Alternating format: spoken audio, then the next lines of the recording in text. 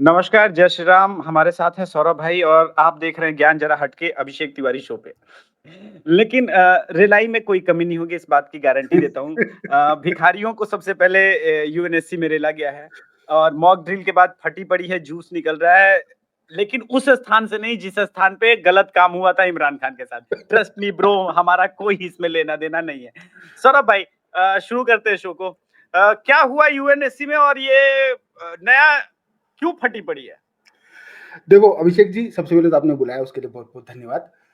UNSC में क्या हुआ कि ये भीख मंगे, अब हम लोगों को मालूम है कि इन भीख मंगों ने ये जो तोता पाल लिया है, इन लोगों ने ये जो हुँ, हमला किया, है ना? इन लोगों को हुँ, सबसे पहली बात तो इन लोगों को एक्सपेक्ट ही नहीं था कि भारत इस लेवल पे रिएक्ट करेगा। इन लोगों हुँ, का क्या एक्सपेक्टेशन था कि भारत जिस तरीके से पहले सर्जिकल स्ट्राइक हुई है ना? जिस तरीके से एयर स्ट्राइक हुई है, भारत उसी तरीके से कुछ करेगा, है ना? और इसके उसमें ये लोग छोटा-मोटा ये रिस्पॉन्ड कर देंगे और ये जो कश्मीर इश्यू है, ये जो कश्मीर मामला है, इसका इंटरनेशनलाइज़ेशन हो जाएगा। इन लोगों के माइंड हुँ, में ये था, है ना? इन लोगों को एक्सपेक्ट ही नहीं किया था इन लोगों ने कि भारत शुरुआत ही इंडस वाटर ट्रीटी को खत्म करके करेगा, है ना? तो हुँ, मोदी जी ने मतलब जो शुरुआत करी है, श्री गणेश जी रिस्पॉन्स करने का जो किया है, वो ऐसा किया है कि इन लोगों की मतलब सिट्टी-विट्टी गुल चल रही है। इनको हुँ, संपट अभी इतना बुरा फँस चुके हैं यहाँ पे इस पूरी सिचुएशन में, ये इतना बुरा फँस चुके हैं कि चलो अगर यहाँ से ये भई वॉर ना भी हो, इस पूरे कॉन्फ्लिक्ट में इंडिया की तरफ से कोई मिलिट्री ऑपरेशन ना हो, यहाँ पे वॉर ना भी हो, तो भी इंडस वाटर ट्रीटी तो कैंसल पड़ी हुई है, वो तो हुँ, सस्पेंड पड़ी हुई है। तो पानी का हुँ, तो कार्यक्रम हो गया इनका और बिना पानी हुँ। के कैसे करेंगे? भई बिना पानी के कैसे करेंगे? चलो ठीक है, कैसे?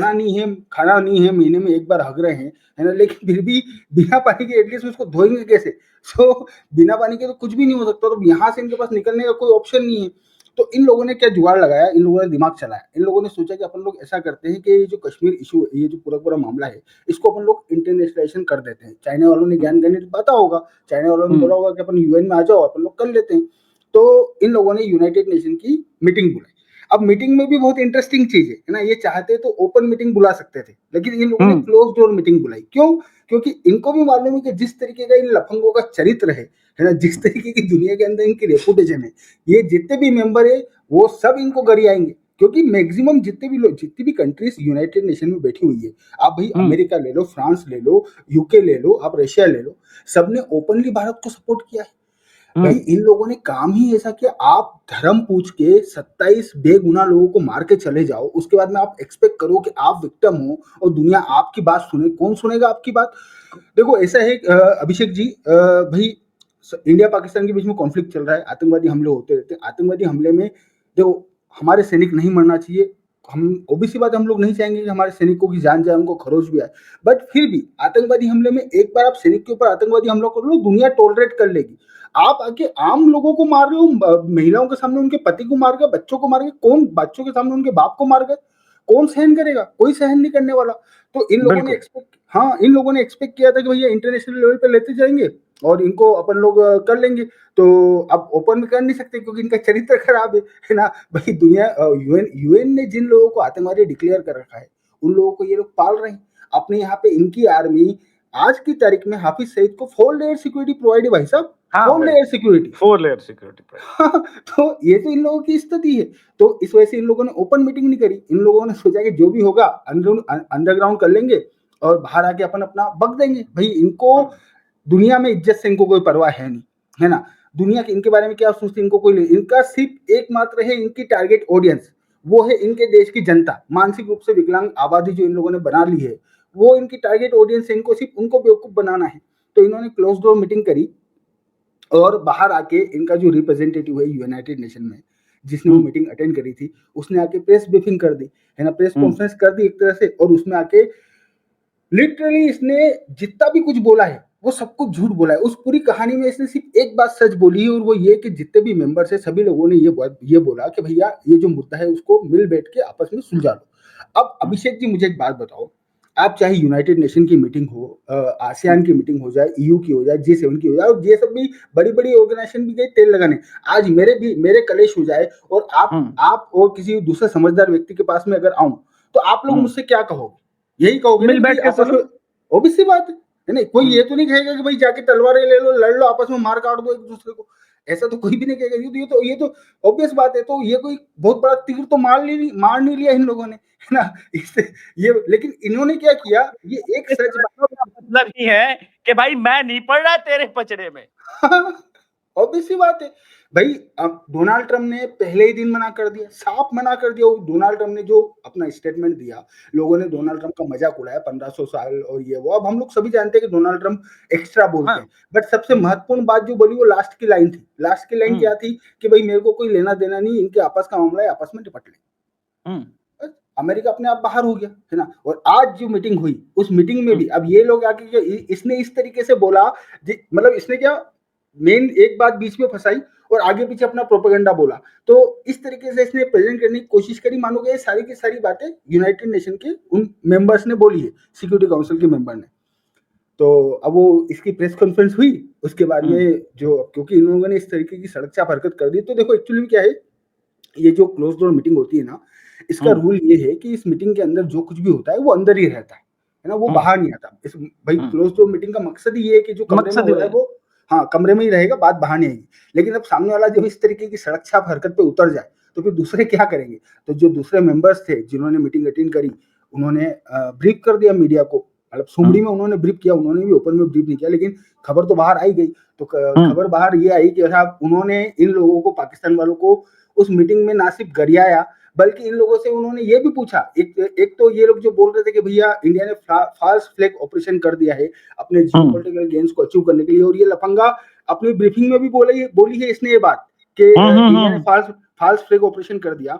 जबकि मीटिंग के अंदर जो मेंबर्स थे उन्होंने इनको एक तो ये बाय नहीं किया कि भैया फाल्स फ्लैग ऑपरेशन है। उन्होंने इनसे पूछा कि भैया हो ही नहीं सकता है फाल्स फ्लैग ऑपरेशन, आपके यहाँ का जो लश्कर तोयबा है उसका इन्वॉल्वमेंट होगा। अगर उसका इन्वॉल्वमेंट नहीं था तो उसके मेंबर्स ने शुरुआत में इसकी रिस्पॉन्सिबल। रिस्पॉन्सिबिलिटी क्यों ली, है ना? और फिर पीछे क्यों हट गए? और ये धर्म हुँ, पूछ के मारने का क्या नया नाटक शुरू किया तुम लोगों ने? किस तरीके से हुँ, काम चलेगा? और ये जो तुम्हारे लीडर्स और तुम्हारा एम्बेसडर दुनिया में न्यूक्लियर बम की धमकी देता फिर रहा है, तुम्हारे बाप का हुँ, राज चल रहा है? तो हुँ, बहुत भयंकर रूप से गरिया है इन लोगों का, भैया ये मिसाइलें परीक्षण कर रहे हो, किसको डरा रहे हो तुम? हुँ, इन्होंने बहुत बहुत बुरी तरीके से गरिया है। प्लस मेंबर कंट्रीज ने ये भी बोल दिया कि ये जो कश्मीर का इशू है, इससे हमको कोई लेना देना नहीं है, तुम्हारा आपस का मामला, बायलैटरल इशू है। अब अगेन दूसरे मेंबर्स का मुझे नहीं पता, लेकिन डेफिनेटली रशिया ने ये बात तो बोली होगी, है ना? हुँ, कि आपके आपस का मामला है, आप आपस में सुलझा लो इसको। हुँ, सो ये लोग एक्सपेक्ट कर रहे थे कि इन्हें इंटरनेशनल सपोर्ट मिल जाएगा, है ना? ना इंटरनेशनल सपोर्ट मिला, ना इन लोगों को कोई रिलीफ मिली, है ना? ना कोई इनके साथ में आके खड़ा हुआ। आप सोचो, अगर जिस तरीके से इसने प्रेस कॉन्फ्रेंस करी बाहर आके कि साहब सब लोग हमारे साथ हैं, दुनिया हमारे साथ है। दुनिया तुम्हारे साथ होती तो एक जना तो तेरे साथ प्रेस कॉन्फ्रेंस में खड़ा होता ना उस मीटिंग का। एक आदमी खड़ा नहीं तेरे साथ में, तुम्हारा जो बाप है वो चाइना, उसका तो पिस्सू तुम्हारे साथ में खड़ा नहीं हुआ आके। तू अकेला आके हुँ, प्रेस कॉन्फ्रेंस करके चला गया।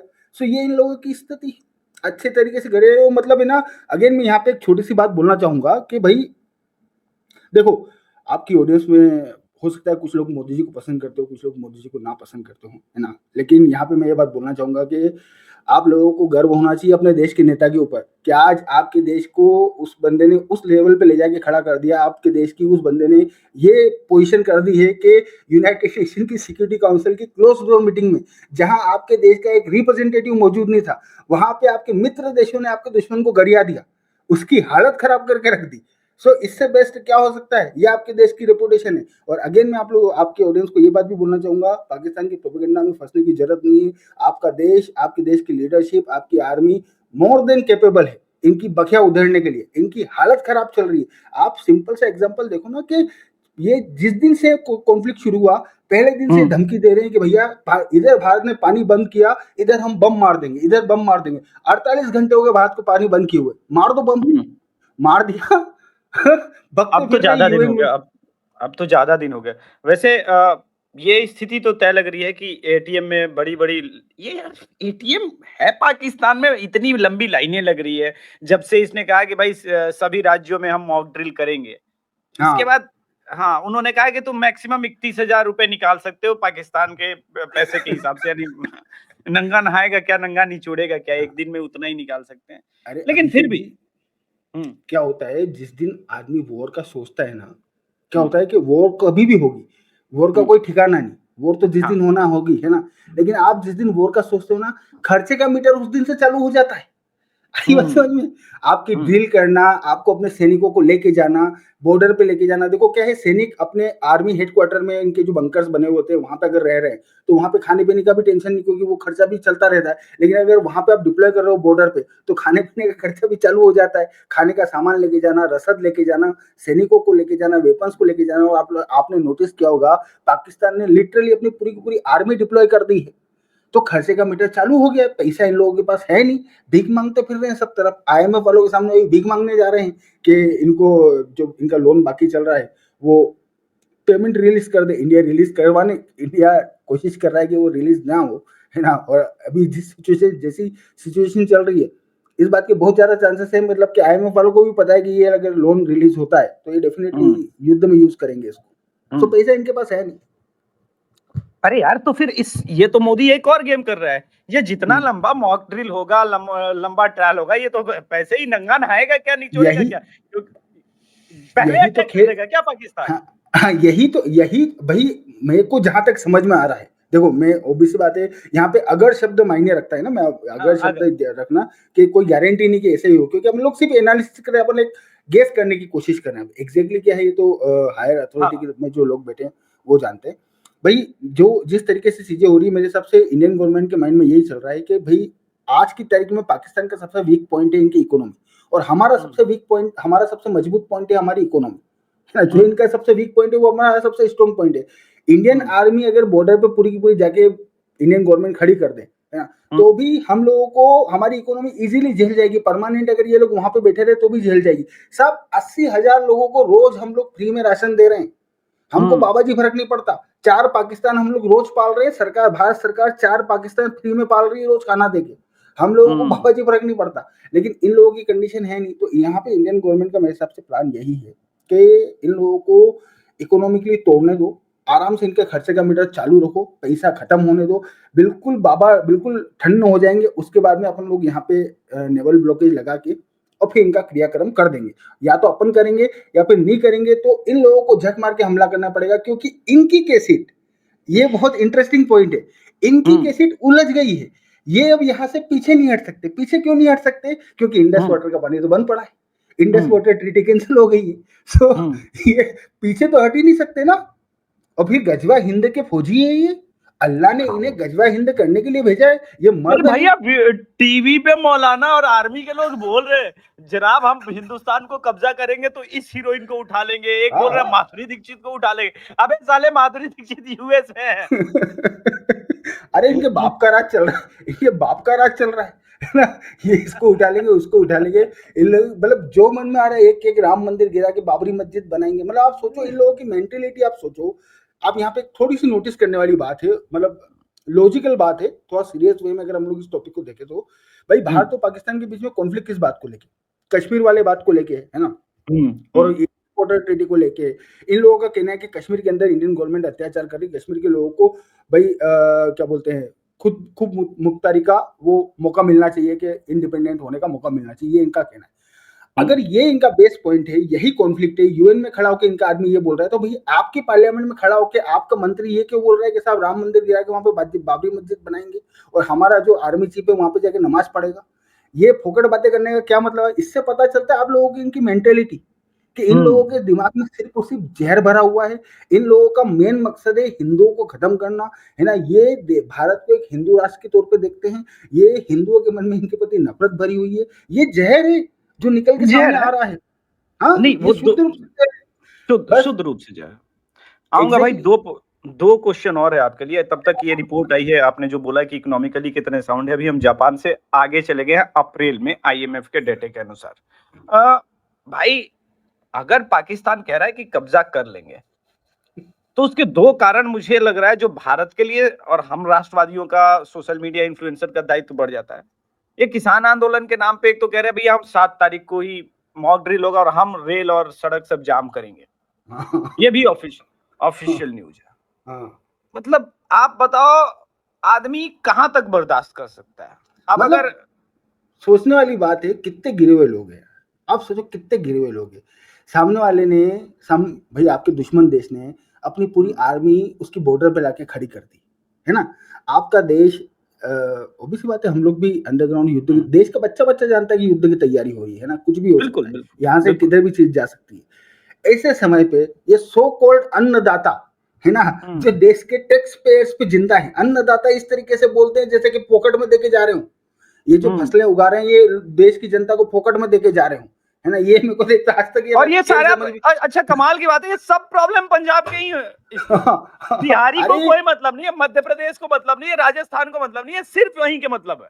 ये शुद्ध रूप से खालिस्तानी आंदोलन है, कोई किसान आंदोलन नहीं है, ये खालिस्तानी आंदोलन है, खालिस्तानी आंदोलन का पैसा आ रहा है, पाकिस्तान का पैसा आ रहा है, ऑब्वियस सी बात है सीधा पैसा नहीं आता, घूम फिर के आता है, तो ये उनके टुकड़ों पे पलने वाले लोग हैं, उनके एजेंडे को पुश करने वाले लोग हैं, बट जहाँ तक मेरे को समझ में आ रहा है इंडियन गवर्नमेंट इस तरीके के माहौल में इंडियन गवर्नमेंट इस तरीके की चीजें बर्दाश्त थोड़ी ना करेगी, मार-मार के नहीं वो तो इनका पिछवाड़ा सूझा देगी इनका। नहीं भगवंत ने तो सुझाव भी दिया था। हाँ। भगवंत ने की पुलिस ने तो भाई जो लठ बजाए थे, तो रो भी रहे थे। हम तो कह रहे थे भाई जो मोदी ना कर सका वो एडवांटेज है भगवंत के पास। तो मोदी सरकार कहेगी भाई मैं नहीं करूँगा तू ही कर ले। हाँ। क्योंकि तेरे पास सर पे भी पगड़ी है, कोई बात नहीं मेरे ऊपर ब्लेम लगा लेकिन तू कर इस और वक्त ये सिचुएशन है वरना मैं सोच ले तेरा भी सरकार खा जाऊंगा इस वक्त वार सिचुएशन है और इमरजेंसी मतलब सिचुएशन है वो तो कुछ भी कर सकती है। इन लोगों को भी मतलब थोड़ा तो अपने आप पे थोड़ी शर्मिंदगी महसूस होनी चाहिए यार। मतलब बिल्कुल भी इन लोगों के अंदर शर्म नाम की चीज़ नहीं है। हाँ? साहब आप सोचो देश किस मुकाम पे खड़ा है, दुश्मन बिल्कुल सामने खड़ा है और उस टाइम पे आप किस तरीके की सड़क-छाप हरकतें कर रहे हो। जबकि आपकी औलादें लिटरली इनकी औलादें इस देश के टैक्स पेयर के पैसे पे पल रही है। ये जो सब्सिडी मिल रही है कोई इनकी अम्मा दहेज में पैसे लेके आई थी उससे तो सब्सिडी दे नहीं रहे। हम्म। सब्सिडी इस देश के टैक्स पेयर के पैसे से ही जा रही है ना, तो उसके बाद में भी ये लोग इतने सड़क-छाप हरकतें कर रहे हैं। अब क्या ही बोल सकते हैं यार इनके ऊपर, क्या ही बोल सकते हैं। नहीं कोई बात नहीं बोलना होगा तो आगे बोलेंगे लेकिन ये वाला न्यूज इंपॉर्टेंट था। हुँ, डेक्कन हेराल्ड मतलब ज्ञान जरा हटके कितना भी सच बता ले हुँ। डेक्कन हेराल्ड जैसा तो आपके पास सिस्टम नहीं है ज्ञान जरा हटके के पास अभिषेक तिवारी के पास भाई ये लोग कहते हैं कि हमसे प्रिंटिंग मिस्टेक हो गया एडिटोरियल मिस्टेक हो गया Indian control part of Kashmir कैसे लिख सकता है अरे ये इंडियन साला कंट्रोल प्रिंटिंग भाई साहब इस देश के अंदर निजता का आलम ये चल रहा है मैंने कल ही ट्वीट किया इसको लेके कि साहब वो अभी याद है एक खबर आई थी 72 साल के बुड्ढे ने एक 12 साल के हाँ बच्चे का रेप कर दिया उसको साहब अफेयर बोल के बेच रहे हैं ये लोग कि साहब इनके ये बीच में न्यूज अफेयर लॉन्डे लॉन्डिया वाले हाँ ये उनके बीच में अफेयर था ये इन लोगों की निजता का आलम चल रहा है मतलब कोई नीचे गिरने की कोई लिमिट ही नहीं है नए लोगों के कोई अरे एथिक्स हैं ठीक है भाई एक सेकंड के लिए समझ लेते हैं चलो नीचे गिरना है पतित होना है लेकिन ये डेक्कन हेराल्ड लिख रहा है हाँ, कुछ भी लिखना है ना इनको कुछ इंडियन ऑक्युपाइड कश्मीर ये मेरे हिसाब से ये तो बहुत सी बार लिखते फिरते हैं ये इंडियन ऑक्युपाइड कश्मीर अभी कुछ दिन पहले भी एक और अखबार ने भी माफी मांगी थी कि हाँ वो इंडियन माफी नहीं मैं ये जानना चाहता हूँ ये एडिटोरियल मिस्टेक होता कैसे तुमने लिखा होगा तभी तो वो छूट गया एडिटिंग करना अरे ये जानबूझ के होता है इनके मन में चल रहा है इनके मन में चल रहा है इस वजह से हाँ इनके मन में चल रहा है ना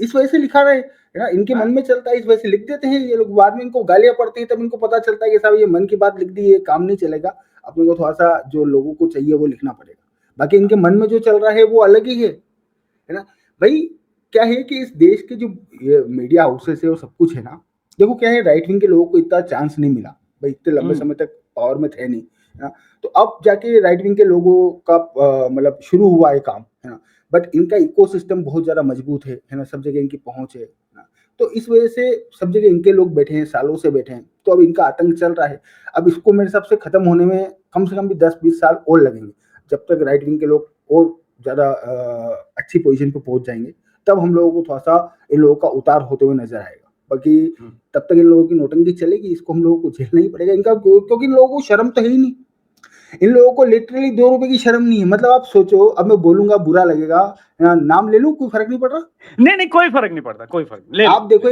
ये बरखा दत्त कितनी बड़ी बेशरम है साहब कारगिल वॉर में ये लाइव टेलीविजन पे बैठ के बोल रहे थे कि साहब यहाँ से हम बम मार रहे हैं है ना वो कैमरा लेके खड़ी थी इंडिया की तोपे पीछे चल रही है 26/11 में भी किया है ना 26/11 में उसने ये हरकत करी और अभी 4 दिन पहले वीडियो आया मैडम कश्मीर इंडियन गवर्नमेंट ने नोटिफिकेशन जारी किया उसके बावजूद मैडम कश्मीर में इंडियन आर्मी की मूवमेंट का वीडियो रिकॉर्ड कर किसको दिखाएगी वीडियो किसको दिखाएगी ऑब्वियसली वीडियो? अब्बा जान लोग को, अब्बा जान, हाँ, भाईजान, मामू जान, खालू जान, ये इन पति लोगों की जान, हरकतें, ये पति अरे नहीं होता ना, बहुत, शौहर जान।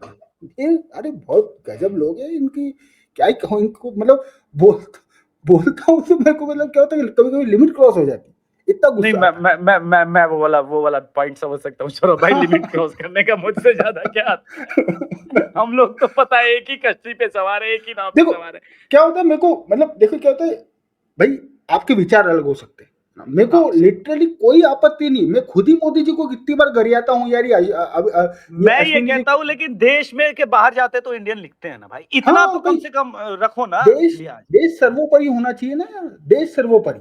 उसके अलावा आपको जो करना है करो ना, पूरी छूट है, खुली छूट है। देश से अच्छा ऊपर तो कुछ भी नहीं है ना यार। अच्छा सौरभ भाई, एक न्यूज़ और है। हुँ। अभी कुछ लोग जब इंडस वाटर ट्रीटी बंद किया था तो कुछ लोग ज्ञान दे रहे थे, अबे 1.5 साल तक तो कुछ पानी ही नहीं रोक सकते, ये नहीं कर सकते, वो नहीं कर सकते। उन ज्ञानचंदों के लिए मैं बताऊं कि पाकिस्तान में ऑलरेडी 20% पानी जो है वो कम हो गया है, ये ऑफिशियल रिपोर्ट आ गई है अभी। और अरे भाई जिस अलग ढंग से खेल खेल रहे हैं, एक हाँ, बार पूरा छोड़ के पूरा मुजफ्फराबाद में बाढ़ ला दिए, तुम टैंक की मूवमेंट ना कर सको, फिर उसके बाद बंद करते हैं 2 दिन तक, फिर छोड़ देते हैं। मतलब या तो बाढ़ रखेंगे या पानी नहीं रखेंगे, तुमको देख लो क्या डिसाइड करना है। ये और अलग खेल खिचल। जिस दिन ये खबर आई थी ना, मैंने जी। उसी दिन बोला था कि ये बात तो 100% सच है कि इस वक़्त हमारे पास इंफ्रास्ट्रक्चर नहीं है कि हम लोग पूरा पानी रोक सकें। हम्म। लेकिन पूरा पानी हम लोग रोक भी नहीं सकते। देखो, दुनिया हम्म। रोकने भी नहीं देगी। ऑब्वियस सी बात है, हाँ, पूरा सही पानी किसी कीमत में दुनिया हमको रोकने नहीं देगी। हम लोगों को सही बात। पानी रोकना भी नहीं है पूरा। हम लोगों को सिर्फ़ पानी की जो क्वांटिटी है उसको कम करना है। उसी में इनका हम्म। कार्यक्रम हो जाएगा। 20% पानी कम जाने का आप मतलब समझते हो? भई पाकिस्तान दुनिया के उन देशों में आता है जहाँ पे बारिश जो होती है ना, उससे हम्म। पाकिस्तान की पानी की जो रिक्वायरमेंट है वो सिर्फ़ 10% रिक्वायरमेंट पूरी होती है। अपने हम्म। पानी की 90% रिक्वायरमेंट के लिए पाकिस्तान इन नदियों के पानी पे डिपेंड करता है। अब अगर 20% पानी की कमी हो गई तो आप सोचो इनकी क्या दुर्दशा होगी, इनकी कितनी फसलें तबाह होगी। आप अगर ये 20% पानी कंटिन्यू रहा ना, कम पानी कंटिन्यू रहा, आपको अगले 2 से 3 सालों में पाकिस्तान के अंदर 5 से 10 लाख लोग आत्महत्या करते हुए नजर आएंगे। इनकी इतनी बुरी कंडीशन हो जानी है। और मेरा जो सुझाव था ना, मैंने बोला कि डैम बनाना बनाना वो सब करते करते रहना पानी वानी का। भाई जो एंट्री पॉइंट है ना नदियों का, वहां हम्म। से जो एकदम कैनाल सिस्टम बना करके हरियाणा की तरफ मोड़ लो, ठीक वैसे ही गद्दाफी ने बड़े बड़े पाइपलाइन बिछा करके पानी पहुंचा दिया था। वो काम करो सीधा पंजाब का, हरियाणा का। अब हम क्या करें भाई, पानी वहां नहीं जा रहा है तो दुनिया को ये थोड़ी ना ये कर सकते आप। हम क्या कर सकते हैं, हमने डैम हम कुछ नहीं बनाया, पानी नहीं जा रहा वहां पे, हम क्या करें। वो पानी नहीं, अब घूम गया। देखो, एक बात तो है, जितना मैं मोदी जी को समझता हूँ, है ना, जितना मैं मोदी जी को 10-15 सालों में जितना समझ पाया हूँ, ये बात तो तय है कि ये जो इंडस वाटर ट्रीटी सस्पेंड हुई है, अब ये ट्रीटी वापस नहीं आने वाली। यहाँ पे नई ट्रीटी हाँ, नेगोशिएट होगी, है हाँ, ना। और ये जो हाँ। परसेंटेज 80% पानी पाकिस्तान को जा रहा था, हुँ। अब मोदी जी नहीं जाने देंगे, है ना, हाँ, किसी और कीमत में ये नहीं तो जाएगा। ये तो होगा। अच्छा चलिए वो सब चीज़ों को छोड़ लें। हम्म। ये इनका क्या करेंगे? सौरभ भाई, आखिरी क्वेश्चन मैंने ये लास्ट के लिए आपके लिए बचा के रखा था। देश भर से नौटंकी आ रही है। हमारी अम्मी जा रही है, हमारा बच्चा यहीं पे रह गया, अम्मी वहाँ है। मैं पूछ रहा हूँ कि सालों, सॉरी गाली निकलेगा। मैं पूछ रहा हूँ 40 साल से ये पल के खुदाई कर क्या रहे थे? एग्जैक्टली। शौहर पाकिस्तान से चाहिए, अपनी बेटी को पाकिस्तान में भेजेंगे, मतलब दामाद पाकिस्तान से लाएंगे, बेटी को उधर दामाद ये करेंगे, फिर वहां की बच्ची को ला करके निकाह करेंगे यहाँ पे। अच्छा ऑनलाइन निकाह करेंगे और कहेंगे जनाब हमने हिंदुस्तान के आइन को चुना था, हमने हिंदुस्तान के कॉन्स्टिट्यूशन को चुना, हमने हिंदुस्तान को चुना, पाकिस्तान को नहीं चुना। तो साला पाकिस्तानियों को पाल क्यों रहे हो, पैदा क्यों कर रहे हो, मुझे ये बताओ। और इनका करेंगे क्या? ओबीसी, अरे ओबी कल ही खबर आई, भाई 22 महिलाएं 40 हम्म। लॉन्ग टर्म वीजा पे रह रही थी, 100 बच्चे पैदा करे, 500 लोगों का परिवार हो गया उनका। आप सोचो, 500 पाकिस्तानियों को इंडियन टैक्स साला पेयर्स के आधार पैसे में कार्ड पढ़ा वोटर जा रहा आईडी है। कार्ड बना हुआ है भाई। सबके वोटर आईडी, वोट डाल रहे हैं, सब कर रहे हैं, ये इनके बाप का राज चल बताने। रहा है ना। तो आप सोचो किस लेवल पे, भाई जो पुरानी गवर्नमेंट्स हमारे यहाँ रही है, आप सोचो हम्म। उन्होंने किस लेवल पे, एक तरह से तो कबर खोदने के काम है ना इस देश का। भाई साहब, जो उन्होंने 1947 में, यही बात मैं कह रहा हूं सौरभ भाई, कि जब उन्होंने 1947 में बोला कि लड़के लिया पाकिस्तान, हंस के लेंगे हिंदुस्तान, तो वो मिशन तो अनकम्प्लिश होता हुआ दिख रहा है ना। ऑब्वियस सी बात है, कंप्लीट होता हुआ दिख रहा है ये। जिस तरीके से ये हो रहा है, ये तो सामने ही दिख रहा है। और अगर ये कंटिन्यू रहता है तो 20-30 साल बाद इनके सपने पूरे हो जाने हैं, है ना? भाई 20-30 साल बाद आप सोचो ना, आज की तारीख में जब आबादी इतनी नहीं है, इन लोगों को पाकिस्तान के झंडे जमीन से फाड़ते हुए शर्म नहीं आ रही? ना पूरी बेशर्मी के साथ वहां जाके झंडे फाड़ते फिर रहे हैं। आप सोचो आज से 30 साल बाद जब ये आबादी 2 गुनी 2.5 गुनी हो जाएगी इनकी, ये आपको युद्ध लड़ने देंगे पाकिस्तान से? सवाल ही नहीं भाई। किसी कीमत अब में तो युद्ध ना लड़ने दें, ये आपके घर में युद्ध कर देंगे। कर तो देंगे मतलब अब तो खुले खुले हो रहा है ना। अब पहले तो छुपम छुपाई होता था। देखिए पहले क्या है, इंसिडेंट 1-2 होते थे तो हम कहते थे भैया 1-2 इंसिडेंट हो रहा है, कोई बात नहीं, चलेगा, ये हो सकता है कुछ कट्टरवादी हो। पर अब तो भाई रोज का इंसिडेंट हो गया। ये रीसेंट इंसिडेंट जो है, अभी कुछ दिन पहले वो कलावा बांध के जा रही थी वो लड़की ट्रेन में मुंबई में, और चूंकि उसके उस शरीर के ऊपर कलावा बांध देख लिया, ये देख लिया, तो भाई हाँ ये वाली न्यूज है, वो मैं दिखा देता हूँ। अवंतिका एक्सप्रेस की ये न्यूज है। उसने महादेव लिखवाया था और कलाई पे कलावा बांधा। जैसे ही वो गुफा में गई, अंधेरे में हुई, निकाल के चाकू मार दिया। हाँ, अब खुलेआम हमला शुरू हुआ, और ये तब है जब 2.5 गुना भी नहीं है। मैं कह रहा हूँ कि भाई आपके घर से वही स्थिति होगी ना जो बांग्लादेश में और पाकिस्तान में हिंदुओं की है। तो इसके लिए तो मैं ऑनेस्टली बोलूँ, ऑनेस्टली हमारे देश की जो लीडरशिप है, सिर्फ सेंट्रल की नहीं, राज्यों की जो लीडरशिप है, सबको इस मैटर को सीरियसली लेना चाहिए। सबसे पहले तो ये जो पाकिस्तानी और बांग्लादेशी मुस्लिम भारत में रह रहे हैं, सबसे पहले इनको बाहर करना पड़ेगा हम लोगों को। और उसके बाद में इंडिया के जो मुस्लिम्स है, देखो क्या है कि इंडिया के मुस्लिम्स 10-20 करोड़ जितने भी है, हम लोग इनको बाहर तो कर नहीं सकते, है ना? ये तो हम लोगों को क्या है कि ये लोग जो आज का भाई, क्योंकि मैनिपुलेट करके इन लोगों को भाई मस्जिदों में मैनिपुलेट करके, मदरसों में मैनिपुलेट करके, जिस इन लोगों को पाकिस्तान से जोड़ रखा है, किसी को सऊदी अरेबिया से जोड़ रखा है, कि इसको लगता है कि उसका बाप तुर्की में है, किसी को लगता है कि ईरान मेरा बाप है। ये सब खत्म करके इन लोगों को इस देश की धरती से जोड़ना पड़ेगा, तभी आपको समाधान हो पाएगा इसका। अदरवाइज इसका कोई भी समाधान नहीं है ना। अदरवाइज आगे चल के सिचुएशन और ज्यादा बिगड़ेगी।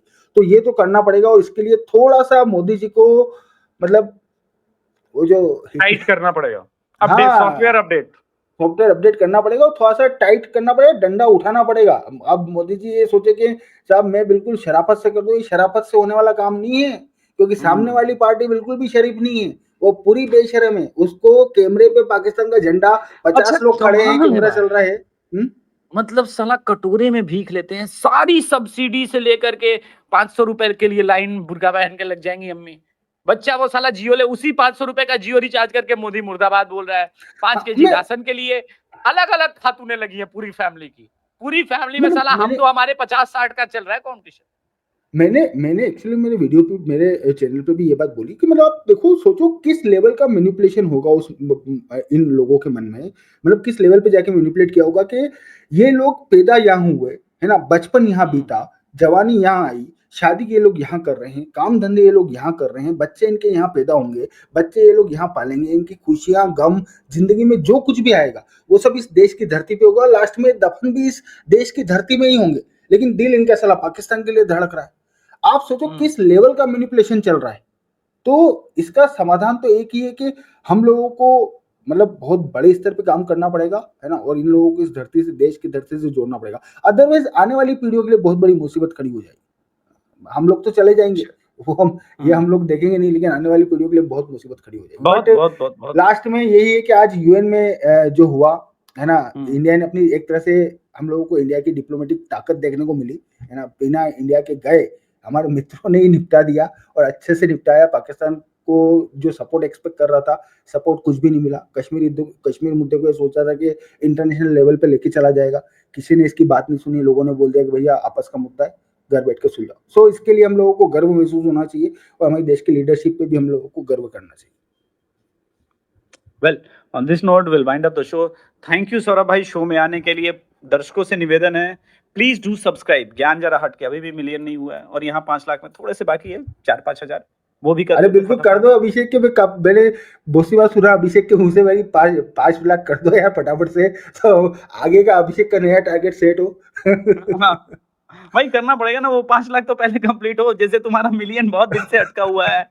अरे वो मेरे वो कुकर्मों से अटका हुआ है 3 भाई 2-2 साल भाई बीच में 1.5 साल गायब हो गया, फिर नहीं, 2-2 महीने बीच गायब में हो जाता आपको हूँ। ट्विटर बनाने का शौक चढ़ा। देखिए, हाँ। बीच में अलग-अलग हिसाब-किताब चल रहा था। खैर वो वही। कू नहीं कर पाया, वो और बात है, लेकिन उसपे कभी अलग डिस्कशन हो जाएगा। चलिए, ठीक। धन्यवाद सौरभ भाई। जय श्री राम। बहुत-बहुत धन्यवाद। बहुत-बहुत धन्यवाद। जय श्री राम।